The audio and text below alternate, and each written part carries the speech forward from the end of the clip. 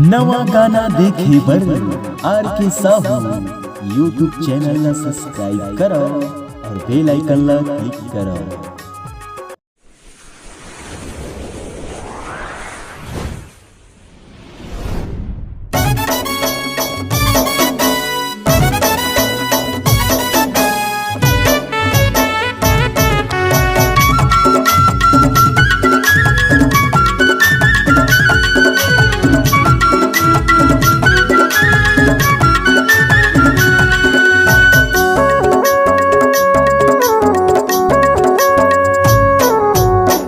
चाकू कस धार हवे 6 इंच कस वो हथियार हवे।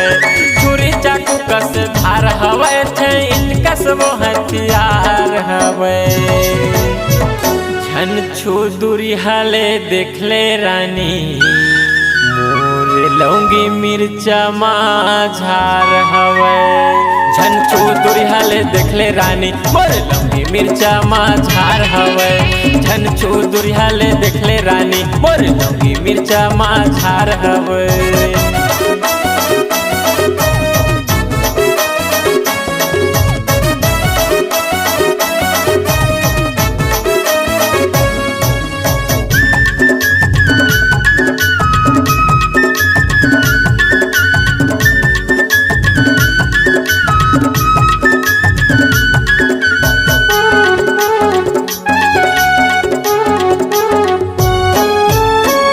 किलो के कतका कलबे बता देना तोर जुबान से।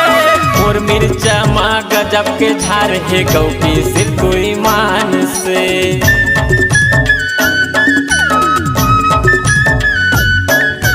आधा किलो के कतका कलबे बता देना तोर जुबान से। मोर मिर्चा माँ गजब के झार है गौ की सिर कोई मान से। मोर मिर्चा माँ गजब के झार है गौ की सिर तो ईमान से। तोर पर सस्ता गोरी कर देहूँ फिर नगद माँ का तोर विचार हवे। सस्ता गोरी कर देहूँ फिर नगद माँ का तोर विचार हवे। झन छू दूरी हाले देख ले रानी मोरे लौंगी मिर्चा माझार हवे। झन छू दूरी हाले देख ले रानी मोर लौंगी मिर्चा माझार हवे। झन छू दूरी हाले देख ले रानी मोर लौंगी मिर्चा माझार हवे।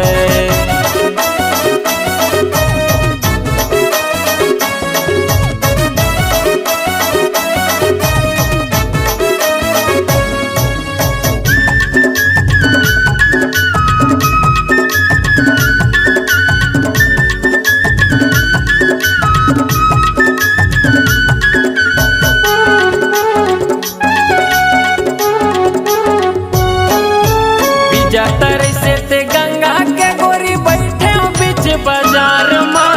बड़ भीड़ होथे लेबर और मिर्चा लाखों हजार माँ।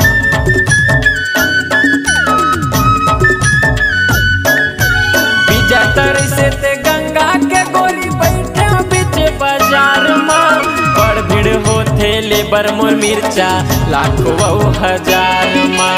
बड़ भीड़ होथे लेबर मोर मिर्चा लाखों हजार माँ। तय छू के देखूँ कैथस वो मोर जीव के जंजाल हवा। तय छू के देखूँ कैथस वो मोर जीव के जंजाल हवे। झन छू दूरी हाले देख ले रानी मोरे लौंगी मिर्चा माझार हवे। झन छू दूरी हाले देख ले रानी मोरे लौंगी मिर्चा माझार हवे। झन छू दूरी हाले देख ले रानी मोरे लौंगी मिर्चा माझार हवे। मोरे लौंगी मिर्चा माझार हवे। मोरे हरियर मिर्चा माझार हवे। मोरे लंबा मिर्चा माझार हवे। मोरे लौंगी मिर्चा माझार हवे।